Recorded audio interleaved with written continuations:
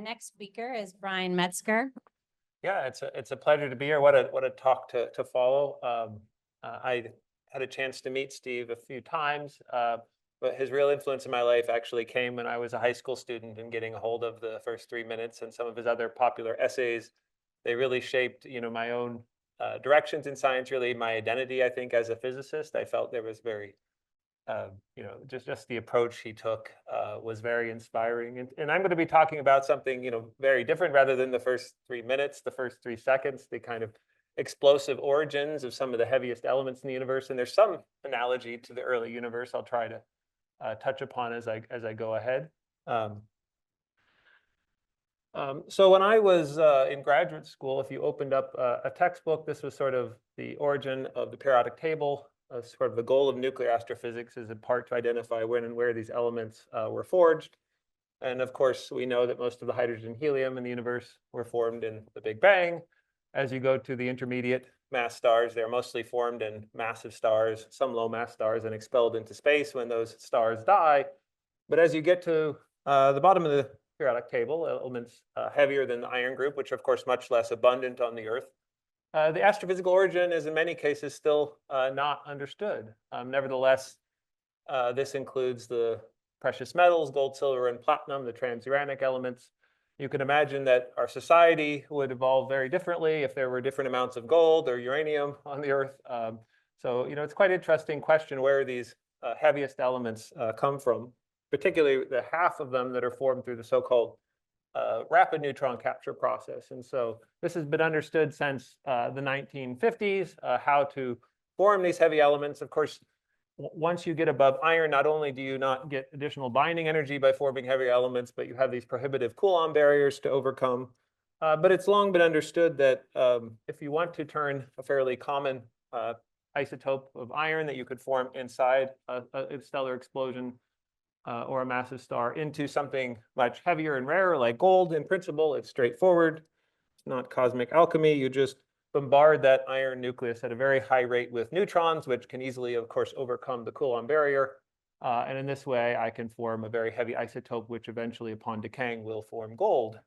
But then the question shifts, where in nature can I find this really enormous abundance of neutrons so that I can have a capture rate onto an iron nucleus, for example, that's much faster than the beta decay rate. And that process is known as the R process. And exactly where in nature we get this high abundance of neutrons has been an open question for 60 years. And of course, it's a challenge, because neutrons, of course, are unstable in a vacuum. They decay away. So we need an explosive, very energetic event to produce them. And an obvious place you would go if you want to get a lot of neutrons is a neutron star. And it's how do you get them out? Well, you slam the two stars together. And we were very fortunate over 7 years ago now to detect for the first time with gravitational waves the merger of two such neutron stars on August 17th of 2017. This is the famous LIGO event, 170817. One of the interesting features of this merger event was that the total mass of the ingoing binary, which is something that LIGO actually can observe fairly well, was roughly 2.7 times the mass of our sun. And this is actually remarkably similar to the double neutron star systems that exist in our own galaxy that, in fact, motivated LIGO. And so it's not too much of a stretch that this event that we saw in a much more distant galaxy could be representative of the kinds of merging neutron star systems that happen in our own Milky Way prior to the formation of the sun. So it's an interesting event to study.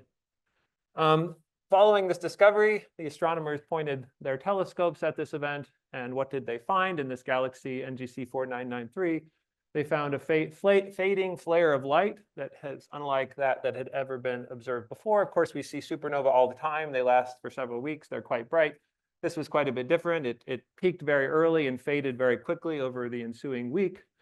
And since there was a lot of theoretical work prior to this event predicting what this would look like, we kind of immediately understood what we were seeing from this event.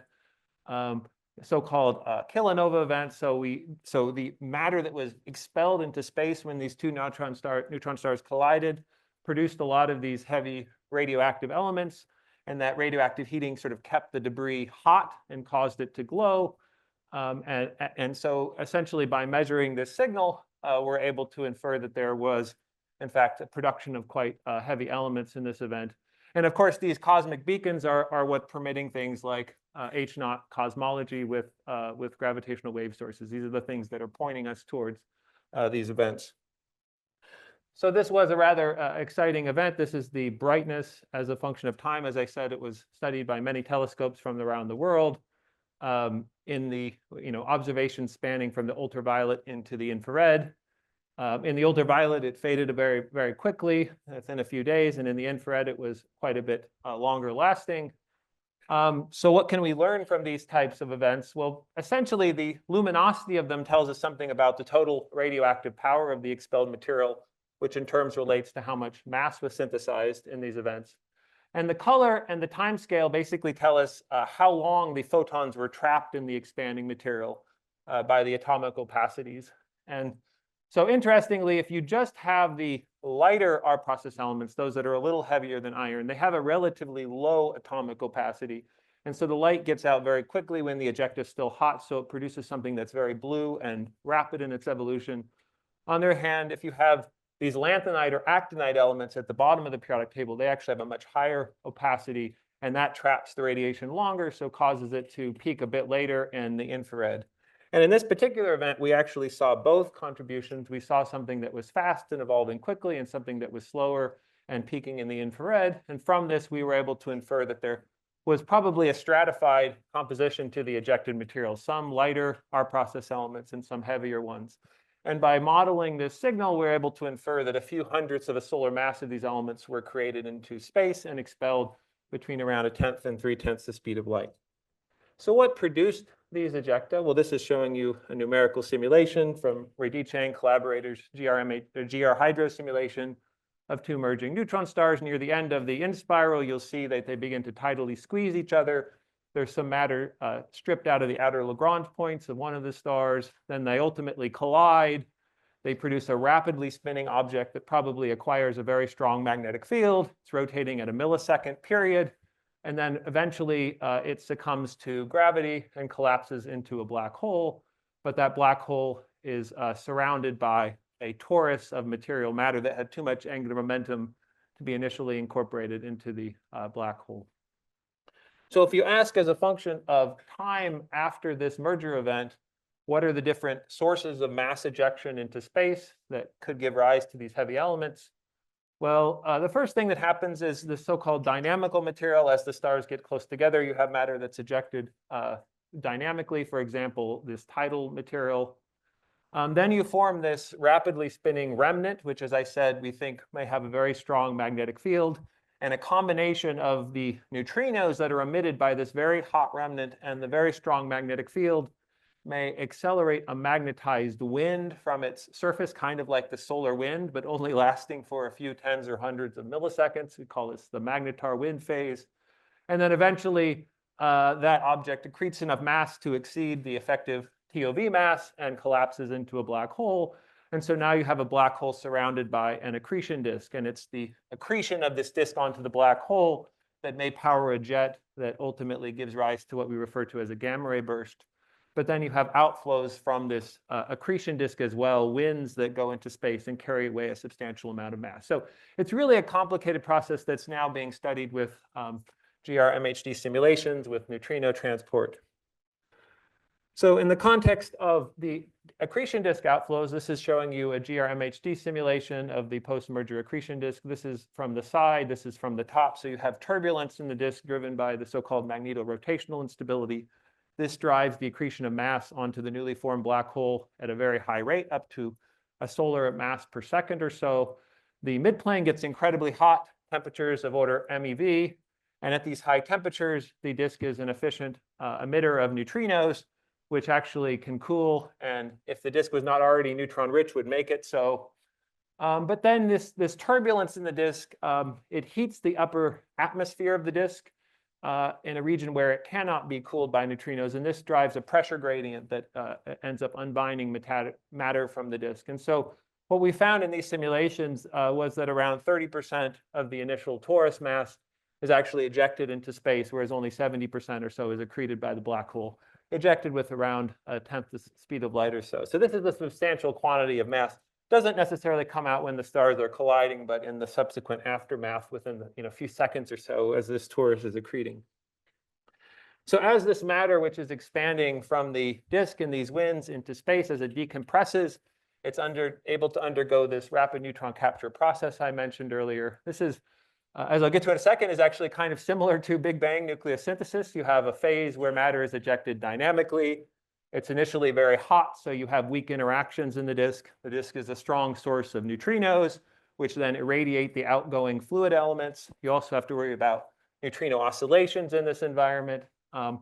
As the matter expands, the protons get together with some of the neutrons and form alpha particles. And very quickly, those alpha particles undergo a triple alpha-like reaction, forming carbon-12, which subsequently captures additional alpha particles, forming heavy so-called seed nuclei, which have masses a bit heavier than iron.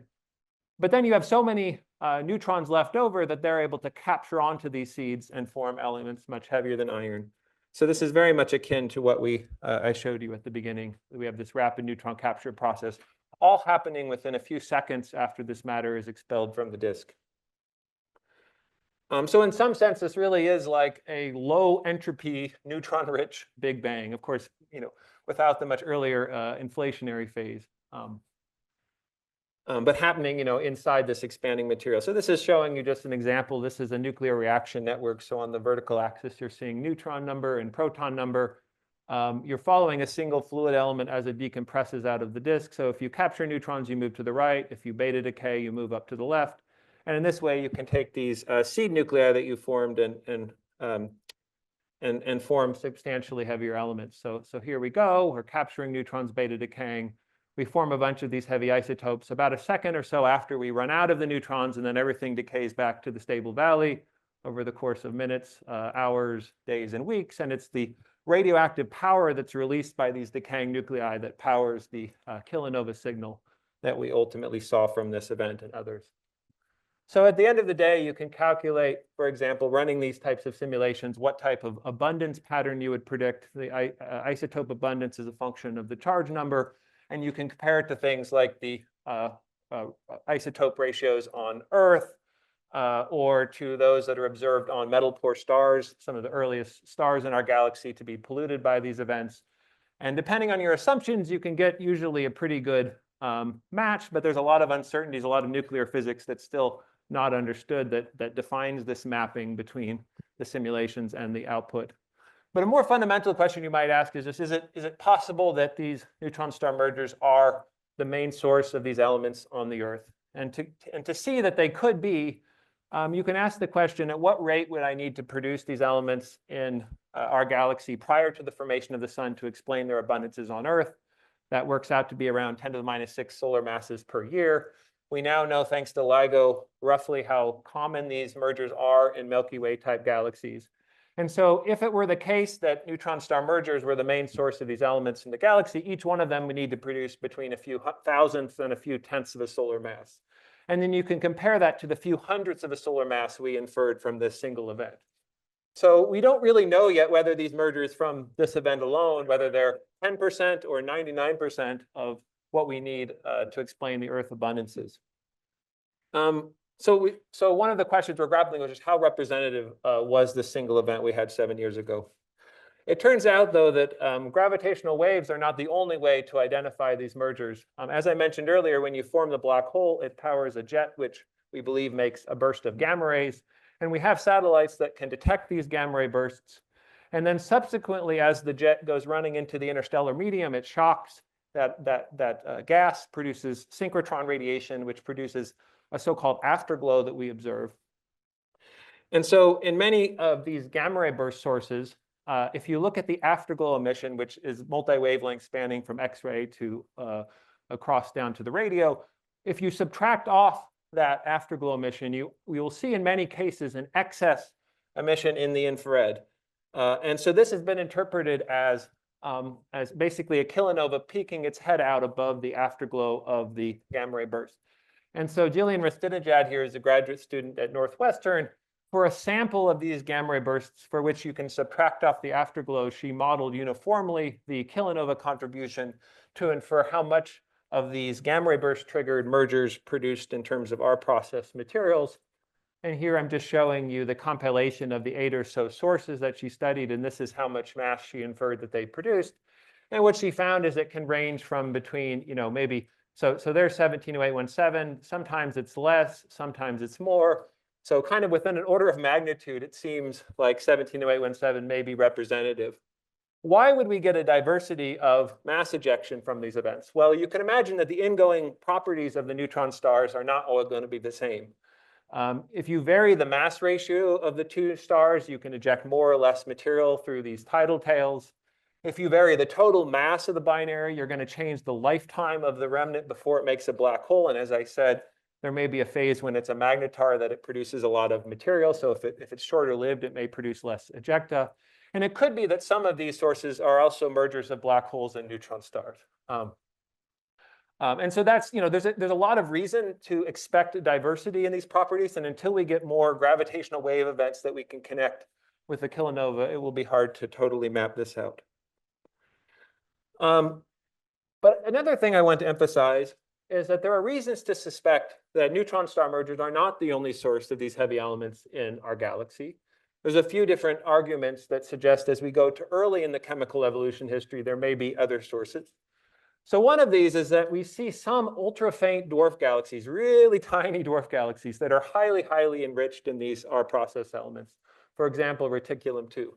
These galaxies have escape speeds of less than 10 kilometers per second. When neutron stars are born, they tend to get kicks. And it is certainly possible that those kicks could be large enough in many cases that the neutron star binary will be kicked out of the galaxy before it merges. And in that case, it can't pollute the stars that are in the galaxy, the next generation of stars. And so there's a suggestion that, okay, maybe mergers are difficult to keep inside tiny, faint dwarf galaxies. Another piece of evidence is if you look at the ratio of europium, which is an R process element, to iron as a function of metallicity, and these are all individual stars here. What you see is that it drops as a function of metallicity, which is another way of saying that europium was produced before iron in our galaxy, at least near the sun. It appears that to be the case. But most of the iron actually comes from exploding white dwarfs, type 1a supernova. So this is a bit weird because neutron star mergers should, because there is a delay between when the gravitational waves bring them together, a lot of them should occur late in the chemical evolution history of the galaxy, but it seems like the europium is being produced early, or at least some of it's being produced early. And so these are hints that there may be a source of the R process, which is happening very promptly after stars form early in the history of the galaxy. So what could be these non-merger sources of the R process? And I'm not going to have time to talk about, I don't think I'll have time to talk about all of the ideas, but there are a few of them. One of them involves the collapse of rapidly rotating stars to make black holes rather than merging neutron stars, so massive stars that collapse. And I'll come back to another idea which relates to the birth of very highly magnetized neutron stars, something that I see Craig Wheeler in the front here has pioneered thinking about for many years. Basically, particular supernovae that give rise to very highly magnetized neutron stars. And there are different phases in the life of the birth of a magnetar and its subsequent evolution that I think could be interesting R process sources. But let me talk a little bit about the collapsars. So the basic motivation here is that there are two classes of gamma ray bursts. If you plot how long they last and you plot a histogram, you see that there's a bimodal distribution. The so-called short bursts are those that last less than a few seconds, and the longer bursts are those that last more, typically a minute or so. And the kind of paradigm that's evolved over the last 20, 30 years is that the neutron star mergers are coming from the short gamma ray bursts, and the long gamma ray bursts are powered by the collapse of massive rotating stars, which may or may not make black holes, but I'll focus on a scenario where they do make black holes. And so the basic idea is that a short gamma ray burst is what you get when you feed a black hole a tenth of a solar mass over a second. I showed you the accretion disk merger, the movie of the accretion disk earlier. And then a long gamma ray burst is what you get when you feed a black hole a few solar masses over a minute or so. And so it stands to reason if short gamma ray bursts, if neutron star mergers can produce R process, and we observe that they do, can these long gamma ray bursts produce it as well? That's sort of the question that has been open for many years. We kind of revived it recently with Daniel Siegel and Jennifer Barnes. So this is the idea of a collapsar. I have a massive star. It evolves at the end of its life. This kind of onion skin structure evolves an iron core, which becomes unstable and undergoes collapse. We're going to assume in this case that that collapse is, the star does not blow up. So a black hole forms in the center. And because the star is rotating rapidly, when it falls in, not all of the matter immediately falls into the horizon. Some of it lands outside of the black hole in an accretion disk. And much like we had in the case of the neutron star mergers, the black holes are fussy eaters, so only a bit of the matter that you're feeding into the black hole gets into the black hole. The rest of it may be ejected from the black hole in terms of an accretion disk. And what I want to emphasize, one important difference with respect to neutron star mergers is two neutron stars are already neutron rich. In this case, the infalling star is not neutron rich. The elements are, magnesium, silicon, carbon, roughly equal numbers of neutrons and protons in those isotopes. So if we want to get an R process from this type of environment, we need a way to neutronize the matter as well as just eject it into space. And so we've been studying this now with another Northwestern graduate student. I happen to work with a lot of them these days. Dinat Issa. So we've been doing general relativistic MHD simulations of the collapse of these massive stars, where we include the relevant weak interactions to follow the neutronization of the material, the relevant neutrinos. And what I'm showing you is a movie of the collapse. And I'm showing you the electron fraction. So this is the ratio of protons to baryons. And so when it's less than a half, it means you're neutron rich. And in particular, what you'll see, anything that is green means that it has enough neutrons to make the R process. And so you're seeing the collapse here, the formation of a black hole, and you'll start to see a sort of jet-like structure come out. And what you see is that there actually is quite a bit of this very neutron-rich matter that's being produced by the black hole and expelled in these sort of bipolar winds from the accretion disk.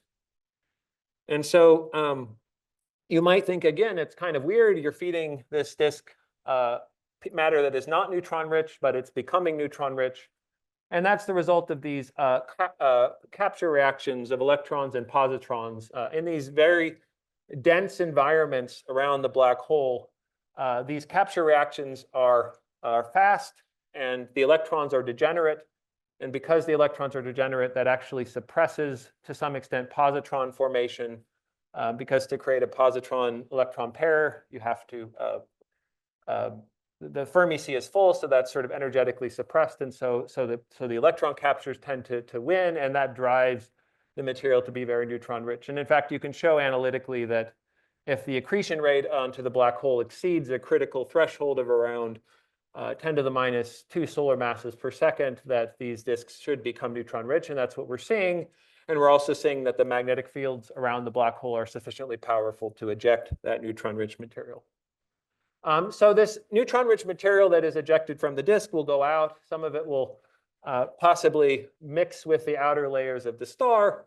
And this provides a way that we may actually be able to test this model with observations. In particular, what we have is the star itself is exploding, producing a supernova that is something we've observed is bright. But then we may be also producing these heavy elements in the center, which as they go out, as I said at the very beginning of the talk, these heavy R process elements, they have much higher atomic opacities than ordinary matter. And so they tend to make the emission very red. And so we basically have a kilonova inside of a supernova.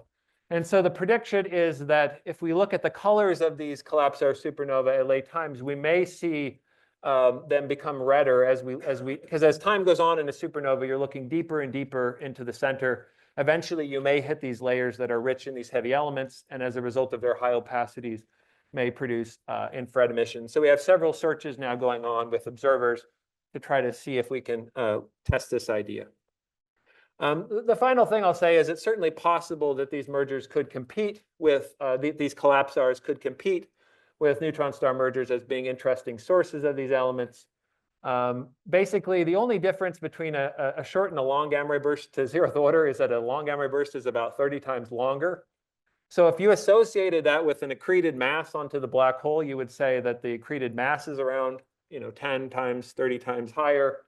And if a given amount of mass feeding the black hole is ejected in these winds, you can kind of scale up from what we expect mergers to that maybe these collapsars could produce even more our process material per event.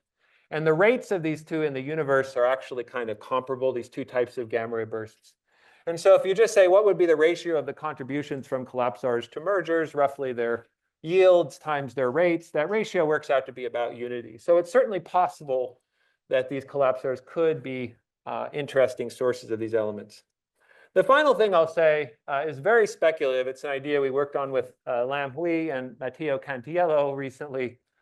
An interesting feature of these collapsar accretion disks is that the outer regions, if there's a very massive accretion disk, the outer regions can become gravitationally unstable. So the Toomre parameter can be less than the critical value for gravitational instability. And if you have a condition where that is true and the gas can cool, numerical simulations have shown that you can create bound objects in the disk. So in this environment, what can cool the disk, as I mentioned earlier, are neutrino pair captures on neutrinos. And so what we found is that the outer regions of the disk, you may be able to have rapid cooling of clumps of gravitationally unstable material. And so you'll be able to form little miniature neutron stars in the outer regions of these collapsar disks, which then subsequently, if they're able to find each other, could undergo mergers inside of the disk. So you could have formations of neutron stars inside a collapsar, which then merge, producing gravitational wave events. And you may get some hierarchical buildup then of the products of those mergers. One of the interesting things, though, is because these disks are neutron rich, the Chandrasekhar mass of these clumps can be less than a solar mass. So it's possible that you could even make neutron stars that are less than what we can make an ordinary core collapse supernova, less than a solar mass. And this is quite interesting because this is maybe the only place in nature where we could make these objects. Normally, if we see some subsolar mass compact object merger in LIGO, we'll think, okay, it's a primordial black hole. This may be a way to do it without primordial black holes. And then you get a lot of interesting phenomenology because these neutron star mergers are themselves, it's like a short gamma ray burst is happening inside the disk of a long gamma ray burst. So there's a lot of ideas we still need to work out. This is a very, very speculative idea. We're starting to do some numerical simulations. And then ultimately, whatever merger products come out of this hierarchical merging will eventually have to merge with the central black hole. So this predicts multiple gravitational wave signals coming from the same part of the sky within a few minutes to hours. So that's basically everything I wanted to say. So I think I'll probably end with this just sort of a summary. So when you merge two neutron stars, there's a lot of different sources of mass ejection into space, and you can think of the decompression of that neutron-rich material as sort of akin to a low entropy neutron-rich Big Bang of sorts. We think that this one event that happened 7 years ago from LIGO generated a few hundredths of a solar mass, but we're now starting to see a diversity of kilonova after GRBs, which show that that can vary between events. And the current program is that we want to be able to tie that in with our simulations and with observations to understand what is it that is actually varying in these systems. Or are these different masses of the ingoing neutron stars? Are some of them neutron star black hole systems? That's really the future of this. And I think it is true, given the small number statistics, it's certainly possible that these mergers could be the majority of producing the majority of these heavy elements in our galaxy. But I think there are hints that early in the history of the galaxy, there may be other sources. And so I think we need to think about things like collapsars, massive stars that are rotating. We may need to think about different mechanisms for forming magnetars, which I didn't have time to talk about. And I think there are ways to test these with observations of the supernova that accompany collapsars. A very speculative idea that we've worked on recently is that maybe these collapsed star disks could fragment into neutron stars, which then could produce multiple gravitational wave events from the same event. So I think with that, I will finish, and I'll take questions. Thanks.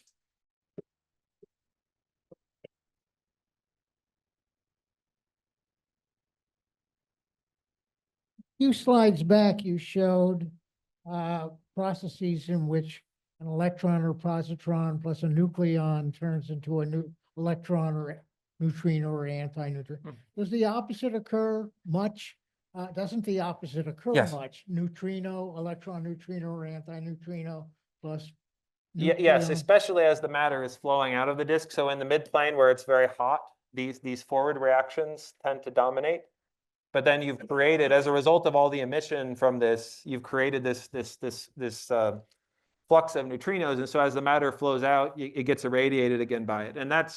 And doing that transport properly, following how the neutrinos are diffusing out of this dense matter and accounting for the fact that you can get neutrino-induced oscillations is really the frontier in this field, is doing this sufficiently accurately to be able to ascertain the final electron fraction, the freeze out of this. And that's, yeah, you've hit on it exactly. Fiona? I was wondering, in the collapsar model, my understanding is you're looking for a small infrared excess in the light curve. Is there any chance that you could see, bizarre atomic transitions in that? Otherwise, there'll be a million interpretations of it. Yeah, great question. I think we would want to look photometrically to get some candidates, but then I think the hope is that we definitely need spectra, and in particular, I think JWST is going to be great for this. So in fact, we already tried this. There was a long gamma ray burst which we triggered and got JWST observations. It turned out that we think it's actually a merger that just happened to have long emission in the gamma rays. But yeah, there's a feature that has been seen in that GRB triggered merger that we also saw, in 170817 at 2 microns. So I think those are the kind of features, we would be looking for. But yeah, later in the thing that helps you is you go later in time, you're looking deeper. You're also looking at regions of the ejector which have lower speed, so the lines will be narrower and more easy to identify than these faster features. So yeah, I completely agree. Ultimately, to prove that's the origin, we need to see some spectral identifications. Yeah, thanks, Fiona. All right, we have a question. Do you think that canonical mass neutron stars play any role in long gamma ray bursts? Canonical. I mean, you have this wonderful black hole Yeah. picture, but just Yeah. No, I know.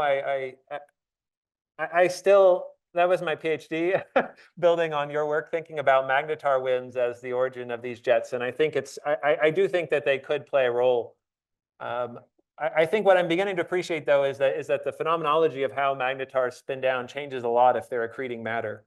And so it may not be a clean separation between a black hole. It may be that there's an accreting magnetar phase. And I completely agree. You could replace the black hole with a neutron star, and much of what I said would stay true. It's just you then have to worry also about mass being driven from the neutron star as well as from the black hole accretion disk. So that just adds more sources that could contribute here. Yeah, here. So this is a question from a total non-expert, but we That's don't fine. have any idea about what fast radio bursts are. And I was thinking, do you think that some of these fast radio bursts could be connected with gamma ray bursts? And if so, can you tell your opinion on that? Well, I see Pawan in the back, who's also an expert on fast radio bursts. But I think a lot of us think that fast radio bursts probably come from magnetars, highly magnetized neutron stars. And I think these are ways to make those magnetars. So if Craig is right and these magnetars are formed in these events, and then they can survive for a period of time. The problem is that there's so much material around when these events are, these gamma ray bursts are happening, that it's very hard if you were to make a fast radio burst at that phase. It's very hard for it to get out to an observer because there are many things that could absorb the FRBs. But as you wait, as this material expands and dilutes, and maybe a year or month or decades after, depending on who you believe, there may be, you may be able to then, if the central object is still there, still a magnetar, you may start to see fast radio bursts come out. So I think these are sort of mechanisms. This is kind of the birthplace of maybe the engines that make fast radio bursts. But I don't think we necessarily would get a fast radio burst from a gamma ray burst itself. I think that's hard. That one maybe has a comment. Oh, okay. Okay. Well, I want to change the topic to gravitational waves, Yes. of course. So I like your speculative source of subsolar systems. But given the distance at which they would start in spiraling and the masses, this would be high frequency range, right? Have you thought about what is the frequency of these gravitational waves? And Oh, well, they do start, yeah, they do start fairly, we don't know exactly how close they would get to each other before they start to in-spiral. I think one of the speculations based on planet formation theory is that when the fragmentation happens here, it may directly form a binary. And we kind of estimated the initial separation of that neutron star binary might be a few hundred kilometers. So I think it's still far enough apart that you should start off at pretty low frequencies. But I agree with you that maybe these things could start at a little later. Maybe they have eccentricity. There could be a lot of, and also I did mention it, but these two merging neutron stars are orbiting around a black hole. So there'll be a Doppler modulation, which could also distinguish these events. yeah, I'm thinking that if we were to search for those, we wouldn't search them for the coalescence part, but for the inspiraling part. So- Yeah, for the neutron Which stars, is you're easier to usually. model. I still hold hope that these could be in your band. Yeah. Okay. Very intriguing about the cooling of the disk and becoming unstable and forming these miniature neutron stars. The question I have is this: have you considered that there is a stellar material is raining down on the disk for quite a long period of time, presumably, which will continue to heat up the disk? And I wonder whether you have considered that that is to say, when you form these clumps, have you included that process in your calculation, or you have ignored it? We've ignored it so far, but you're right. I guess the hope is that you form the disk and then maybe that subsides and then this can happen. But probably, I think for this to happen, we have to have very large angular momentum disks. But you're right. There should be an extra source of heating. So I think ultimately we have to do a global calculation, which is hard. All right, thank you, Brian, very much for answering those questions.